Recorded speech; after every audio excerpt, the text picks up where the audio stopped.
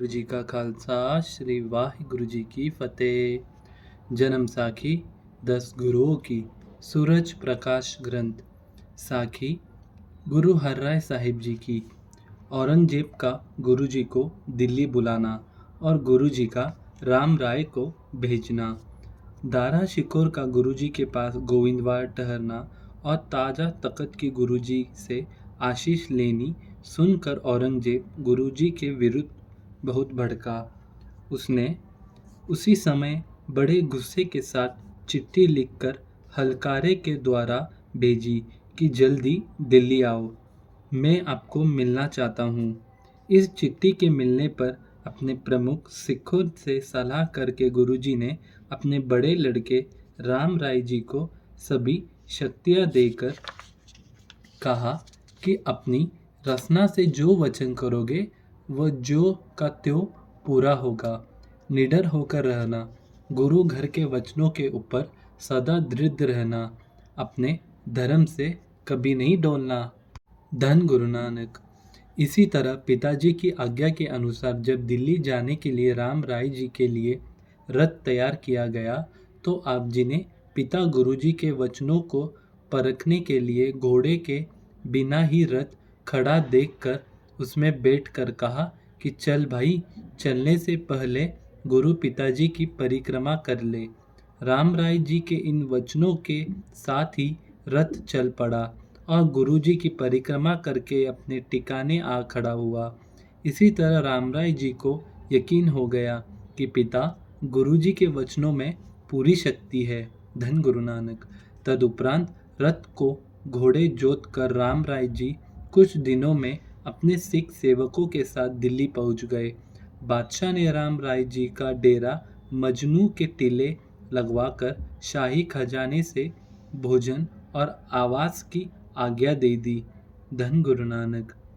तदुपरांत औरंगजेब रोज ही आप जी को अपने दरबार बुलाकर कोई ना कोई नई से नई करामत दिखाने के लिए कहता और बहुत प्रसन्न होता।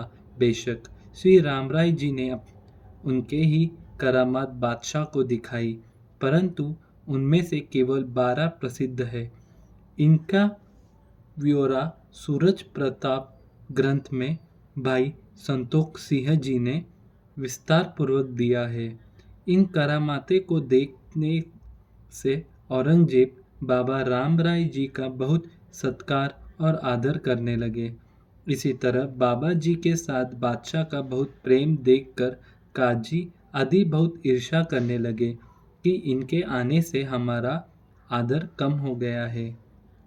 एक दिन इन काजियों ने सलाह करके बादशाह को कहा कि जहाँ पनाह इनके बड़े गुरु नानक जी ने अपनी वाणी में इस्लाम धर्म का खंडन करके लिखा है, मिट्टी मुसलमान की पैदा पई गुमियार, घड़ी भाई ईटा किया जल्दी करे पुकार, जल जल रोए बपूड़ी झड़ झड़ पवे अंगार, नानक जाने करते कारुणी किया सो जान करतार।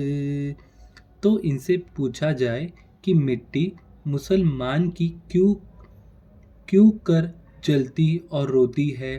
इसके पश्चात जब रामराय जी की बादशाह के दरबार में रोज के नियम अनुसार आकर अपने आसन पर बैठ गए तो बादशाह ने यह सवाल कर दिया कि आप जी के बड़े गुरु नानक जी ने जो यह लिखा है कि मुसलमान की मिट्टी जलती एवं तपती है और तप तप कर रोती है, इसका क्या मतलब है।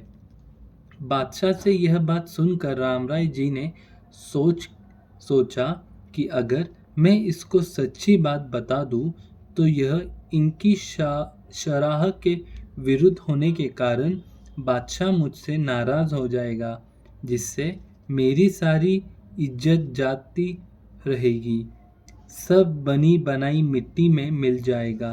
इस समय इनको टाला देना ही ठीक है, इस समय इनको टाल देना ही ठीक है। धन गुरु नानक। यह विचार करके रामराय ने कहा कि बादशाह सलामत। गुरु नानक साहिब जी ने मिट्टी बेईमान की कही है, मुसलमान की नहीं कही। बेईमान सब मज़हब में होते हैं। आगे जाकर बेईमान दोजक की आग में सड़ते हैं। इस बात से बादशाह और उमराव काजी सब खुश हो गए कि यह बात ठीक है। बेईमान सभी मज़हब में होते हैं और दोजक की आग में जलाए जाते हैं। धन गुरु नानक।